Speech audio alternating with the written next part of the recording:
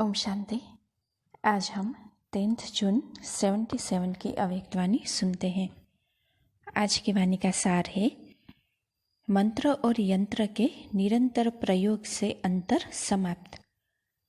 बाप से मिली सर्व विधियों तथा सर्व शक्तियों को विश्व कल्याण की सेवा में समर्पित करने वाले बच्चों प्रति बाबा बोले। बाप दादा सर्व बच्चों की वर्तमान स्थिति और अंतिम स्थिति दोनों को देखते हुए कहाँ कहाँ वर्तमान और अंतिम स्थिति में अंतर दिखाई देता है और कहाँ कहाँ महान अंतर दिखाई देता है। महान अंतर क्यों आता है? लक्ष्य भी सभी का एक ही सर्वश्रेष्ठ बनने का है और पद प्राप्त कराने वाला भी एक है। समय का वरदान और वरदाता का वरदान भी सभी को मिला हुआ है। पुरुषार्थ का मार्ग भी एक है, ले जाने वाला भी एक है। फिर भी इतना अंतर क्यों हो जाता?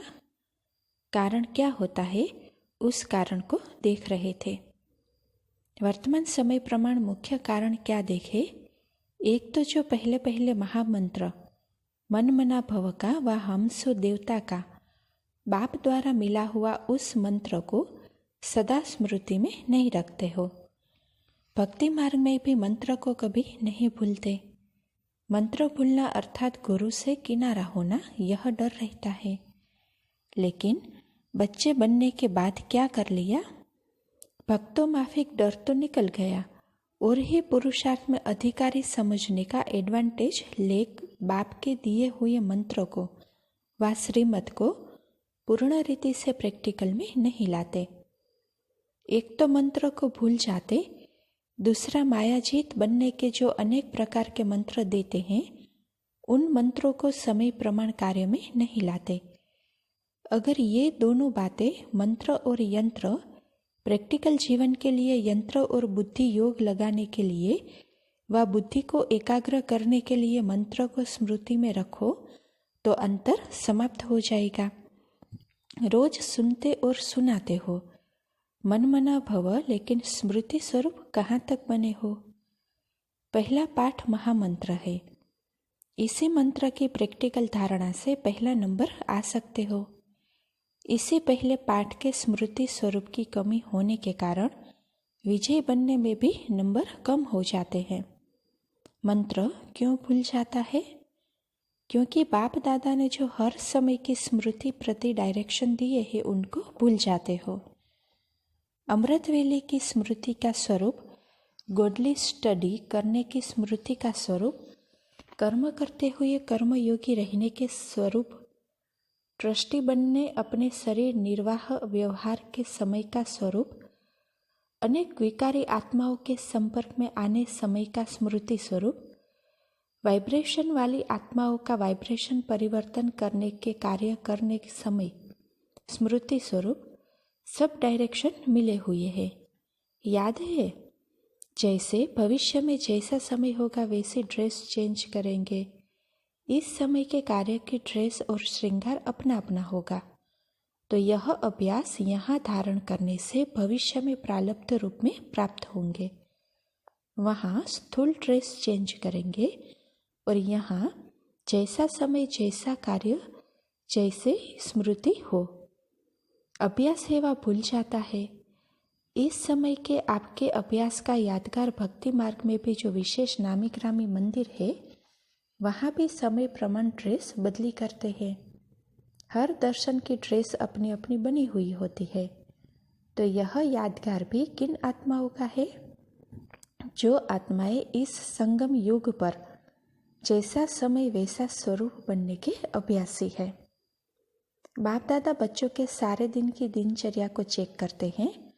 रिजल्ट में समय प्रमाण स्मृति स्वरूप का अभ्यास कम दिखाई देता। स्मृति में है लेकिन स्वरूप में आना नहीं आता। समय होगा अमृत वेले का, जिस समय विशेष बच्चों के प्रति सर्व शक्तियों के वरदान का, सर्व अनुभवों के वरदान का, बाप समान शक्तिशाली लाइट हाउस माइट हाउस स्वरूप में स्थित होने का, मेहनत कम और प्राप्ति अधिक होने का गोल्डन समय है। उस समय भी जो मास्टर बीज रूप वरदानी स्वरूप की स्मृति होनी चाहिए, उसके बजाय समर्थी स्वरूप के बजाय बाप समान स्थिति का अनुभव करने के बजाय कौन सा स्वरूप धारण करते हैं? मेजॉरिटी उल्हने देते या शिकायत करते हैं या दिल शिकस्त स्वरूप होकर बैठते? वरदानी विश्व कल्याणकारी स्वरूप के बजाय स्वयं के प्रति वरदान मांगने वाले बन जाते हैं या अपनी शिकायतें या दूसरों की शिकायतें करेंगे? तो जैसा समय वैसा स्मृति स्वरूप न होने से समर्थी स्वरूप भी नहीं बन पाते। इसी प्रकार से सारे दिन की दिनचर्या में जैसा सुना या कि समय प्रमाण स्वरूप धारण न करने कारण सफलता नहीं हो पाती, प्राप्ति नहीं हो पाती। फिर कहते हैं खुशी क्यों नहीं होती? इसका कारण क्या है? मंत्र और यंत्र को भूल जाते हैं। आजकल के नामी ग्रामी व जिनको बड़े आदमी कहते हैं, उनका भी अभ्यास होता है जैसी स्टेज पर जाएंगे वैसी ड्रेस वैसा रूप अपने स्वभाव को उसी प्रमाण बनाएंगे। अगर खुशी के उत्सव की स्टेज पर जाएंगे तो अपना स्वरूप भी उसी प्रमाण देखेंगे। जैसे स्टेज वैसा स्वरूप के अभ्यासी होते हैं, चाहे अल्पकाल के लिए हो बनावटी हो, लेकिन ऐसे जो अभ्यासी व्यक्ति होते हैं वे ही सब द्वारा महिमा के पात्र होते हैं।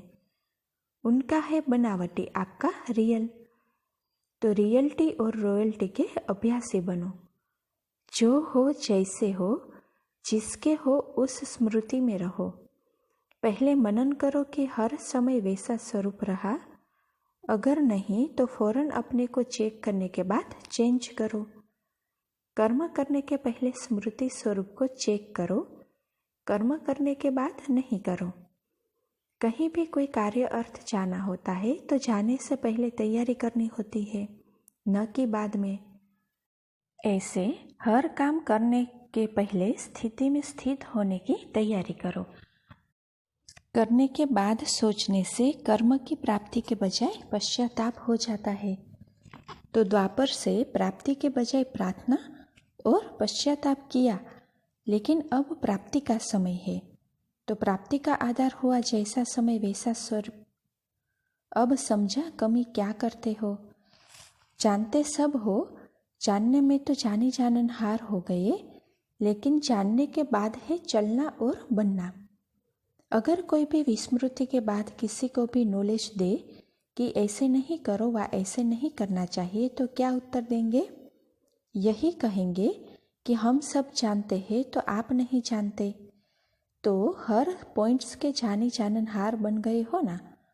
लेकिन जानी जाननहार कमज़ोर कैसे होता है? इतना कमज़ोर जो समझते भी है न करना चाहिए फिर भी कर रहे हैं। तो जानने में नंबर 1 है ही, अब चलने में नंबर 1 बनो। समझा अब क्या करना है? सुनना और स्वरूप बनना, हर एक सप्ताह समय के प्रमाण स्मृति स्वरूप बनने की प्रैक्टिस करना, प्रैक्टिकल अनुभूति करना। अच्छा, सदा बाप की याद में रहते हुए हर कार्य करते हो? बाप की याद सहज है या मुश्किल है? अगर सहज बात है तो निरंतर याद रहनी चाहिए। सहज काम निरंतर और स्वतः होता रहेगा। तो निरंतर बाप की याद रहती है। याद निरंतर रहना उसका साधन बहुत सहज है। क्यों? अगर लौकिक रीति से देखा जाए, याद स्वतः सहज ही किसकी रहती है? जिससे प्यार होता है। जिस व्यक्ति व वैभव से प्यार होता, वह न चाहे भी याद आता। देह के प्यार हो गया तो देह का भान भूलता है? नहीं ना, चाहते भी नहीं भूलता। क्यों? क्योंकि आधा कल्प देह के बहुत प्यारे रहे हो। जैसे लौकिक रीति भी प्यारी वस्तु व व्यक्ति स्वतः याद रहती है, तो ऐसे ही यहाँ सबसे प्यारे थे प्यारा कौन? बाप है ना। इससे और कोई प्यारा हो ही नहीं सकता। तो प्यारे थे प्यारा होने के नाते सहज और निरंतर होना चाहिए ना। फिर भी क्यों नहीं? उसका कारण क्या? इससे सिद्ध है कि अब तक भी कहीं कुछ प्यार अटका हुआ है। पूरा प्यार बाप से नहीं लगाया है, इसीलिए ही निरंतर के बजाय एक बाप के बजाय दूसरे तरफ भी बुद्धि चली जाती है। तो प्यारे थे प्यारे बाप के प्यार को पहले अनुभव किया, रूहानी प्यार का अनुभव किया है। रूह है तो रूह का प्यार भी इतना होगा ना। तो रूहानी प्यार का अनुभव है, अनुभव वाली बात कभी भूल नहीं सकती। रूहानी प्यार का अनुभव 1 सेकंड का अनुभव भी कितना श्रेष्ठ है। अगर 1 सेकंड के उस प्यार के अनुभव में चले जाओ तो सारा दिन क्या होगा। जैसे कोई पावरफुल चीज़ होती तो उसकी एक बूंद भी बहुत कुछ कर लेती। ताकत कम वाली चीज़ कितनी भी बूंद डालो तो इतना नहीं कर सकती। तो रूहानी प्यार की एक घड़ी भी बहुत शक्ति देती, तब भुलाने के अभ्यास में मदद देगी। तो अनुभवी हो या सिर्फ सुना या मान लिया, चेक करो। जो बाप के गुण है उन सर्व गुणों के अनुभवी है। जितना अनुभवी आत्मा उतना मास्टर सर्वशक्तिवान। पुरुषार्थ की स्पीड ढीली होने का कारण अनुभव के बजाय सुनने सुनाने वाले हो। अनुभव में जाने से स्पीड ऑटोमेटिक तेज हो जाती है। जैसे बाप सदा समर्थ है, ऐसे ही अपने को भी सदा समर्थ समझते हो। बाप कभी कभी समर्थ कभी कभी कमजोर है या सदा समर्थ है? सदा समर्थ है ना। ऐसा समर्थ है तो सब समर्थी का दान बाप से लेते हैं। बाप समर्थी स्वरूप अर्थात समर्थी का भी दाता है। तो बच्चों को क्या बनना है? समर्थी लेने वाला या देने वाले? बाप आते ही है सर्व अधिकारी बना देते। जब आने से ही सब दे देते तो मांगने की क्या आवश्यकता। बिन मांगे मिल जाए तो मांगने की जरूरत ही क्या। मांगने से खुशी नहीं होती। जिनमें ज्ञान नहीं वे मांगते हैं, शक्ति दो, मदद दो। मदद मिलने का रास्ता हिम्मत। हिम्मत है बच्चे, मदद है बाप। मांगने से मदद देने वाला बाप नहीं। हिम्मत रखो तो मदद लाख गुना मिलेगी। 1 करना और लाख पाना, इस हिसाब को तो जानते हो ना। तो हिम्मत कभी नहीं छोड़नी चाहिए। हिम्मत को छोड़ा अर्थात प्रॉपर्टी को छोड़ा, प्रॉपर्टी को छोड़ा अर्थात बाप को छोड़ा। क्या भी हो जाए, कैसे भी परिस्थिति आ जाए, हिम्मत नहीं छोड़नी चाहिए। हिम्मत छोड़ी तो श्वास छोड़ी। हिम्मत ही इस मर्जीवा जीवन का श्वास है। श्वास ही चला जाए तो क्या रह गया। हिम्मत है तो मूर्छित से सुरजित हो जाएगा। साइंस के वृद्धि का कारण भी हिम्मत है। हिम्मत के आधार से चंद्रमा तक पहुंच जाते, दिन को रात और रात को दिन बना देते। हिम्मत रखकर चलने वालों को सहज वरदान प्राप्त हो जाता है। मुश्किल भी सहज हो जाती है, असंभव बात भी संभव हो जाती है। सभी देखते हैं ब्रह्मा कुमारियाँ क्या कहती है और क्या करती है। इसलिए जो कहते हो वह करने वाले बनो। भगवान मिला का नारा तो लगाते, लेकिन भगवान मिला तो और कुछ रह गया है क्या जो उस तरफ बुद्धि जाती। तो सर्व प्राप्तियों का अनुभव सबके आगे दिखाओ। आपका शक्ति स्वरूप अब सब देखना चाहते हैं। अभी महारथियों को कोई प्लान बनाना है। विघ्न विनाशक बनने का साधन कौन सा है? ड्रामा अनुसार जो होता है उसको भावी समझ आगे चलते जावे। आत्माओं का जो अकल्याण हो जाता है तो रहम दिल के नाते क्या होना चाहिए जिनसे उन आत्माओं का अकल्याण न हो। इसकी कोई न कोई युक्ति रचनी चाहिए। वातावरण भी पावरफुल बनाने के लिए अब कोई प्लान चाहिए। अभी यह एक लहर चल रही है, एक जनरल विघ्न, दूसरा जिनमें अनेक आत्माओं का अकल्याण है। आजकल जो लहर है, कई आत्माएं अपने आप ही अकल्याण के निमित्त बनी है, उनके लिए प्लान बनाओ। महारथियों का संकल्प करना या प्लान बनाना, यह भी वातावरण में फैला है। वातावरण को चेंज करना है। आजकल इस बात की आवश्यकता है जो विघ्न विनाशक नाम है वह अपने संकल्प, वाणी, कर्म में दिखाई दे। जैसे आग बुझाने वाले होते हैं, वह आग लगी है तो आग बुझाने सिवाय रह नहीं सकते। कैसा भी मुश्किल काम है, प्लान बनाकर आग को बुझाते हैं। आप भी विघ्न विनाशक हो। वातावरण कैसे समाप्त हो? संकल्प रचेंगे तभी वायुमंडल बदलेगा। हल्का मत करो, यह तो शुरू से ही चलता आया है, ये विघ्न तो पड़ने हैं। झाड़ को तो झड़ना ही है, विघ्न पड़े हुए को खत्म करो। जैसे कोई स्थूल नुकसान होता हुआ देख छोड़ नहीं देते, दूर से भी भगाते हो नुकसान को बचाने के लिए। नेचुरल बचाने का संकल्प आएगा।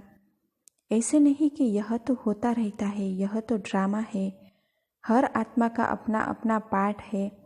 हलचल में नहीं आते, परंतु आप सेफ्टी तथा रहम करने वाले हो, इस भावना से सोचना है। विघ्न विनाशक हो यह लक्ष्य रखना है। जिस बात का लक्ष्य रखते हो वह धीरे धीरे हो जाता है। सिर्फ लक्ष्य और अटेंशन चाहिए। महारथियों सिर्फ स्वयं प्रति सर्व विधियाँ सर्व शक्तियाँ यूज नहीं करनी है। अभी यह सोच चलता है वा नहीं, चलना चाहिए। इनसे किनारा नहीं करना है। किनारा करेंगे तो इंडिविजुअल राजा बनेंगे, विश्व महाराजन नहीं। विश्व कल्याण की भावना रखने से विश्व महाराजन बनेंगे। अच्छा, ओम शांति।